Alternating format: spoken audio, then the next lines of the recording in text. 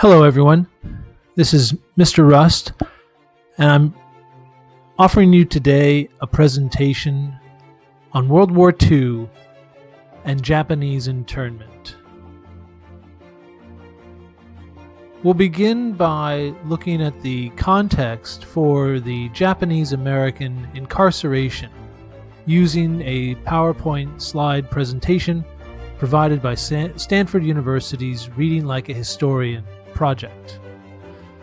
The American history of Japanese immigration saw many Japanese move to the island of Hawaii, settling in Honolulu.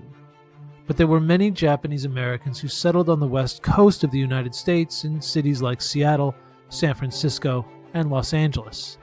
And many Japanese Americans had farms in California's Central Valley.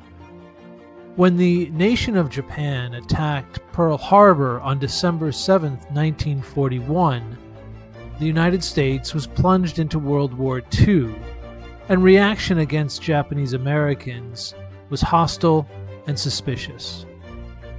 Soon after the attack at Pearl Harbor, President Franklin Roosevelt issued Executive Order 9066, which required all Japanese Americans living on the West Coast to remove themselves to government incarceration centers away from the coast. The fear at the time was that Japanese Americans represented a threat to the United States because their loyalty to the United States was questioned. Many in the military said that the Japanese Americans could act as spies, helping the Japanese imperial forces to attack the United States again. And so many were sent to remote locations like the Manzanar incarceration camp in California. During the war, it's important to note that the Japanese were not the only groups of American citizens who were also incarcerated against their will.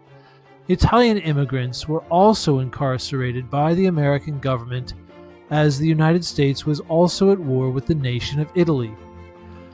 Later, after the war was over, it became clear that the threat the Japanese Americans represented was not true, and the Supreme Court even said that the United States military lied about the threat the Japanese Americans presented.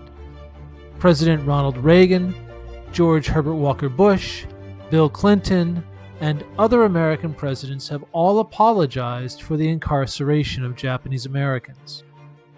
As part of our lesson, you'll be answering the question, why did the United States government incarcerate Japanese Americans during World War II? Using the handout that is connected with this presentation, you will be using primary sources to determine for yourself the answer to our inquiry question. Starting with the timeline, you'll investigate the context around the Japanese immigration and incarceration. Document B is entitled the Munson Report. You will read this and try to answer the questions in the graphic organizer provided. While reading the Munson Report, you'll need to decide the reasons for the Japanese incarceration that are suggested by the document itself, and write down evidence from the document to support your reason. You'll repeat this for the other documents as well. It's important to note that there's also a short video associated with this lesson attached on our classroom site. Repeat your reading and investigation with Document C, The Crisis. Read and analyze and record your answers to Document D, the Korematsu Supreme Court ruling. And repeat the process once again for the Document E, Personal Justice Denied. For each document, make sure that you reflect on the reasons for the Japanese incarceration suggested by the document, and write the evidence in the box on the graphic organizer. Finally, after looking over all of the evidence, decide for yourself why Japanese Americans were incarcerated during World War II. Write 3 paragraphs in the space provided, with each paragraph offering a topic sentence, evidence, and analysis. Good luck with your investigation.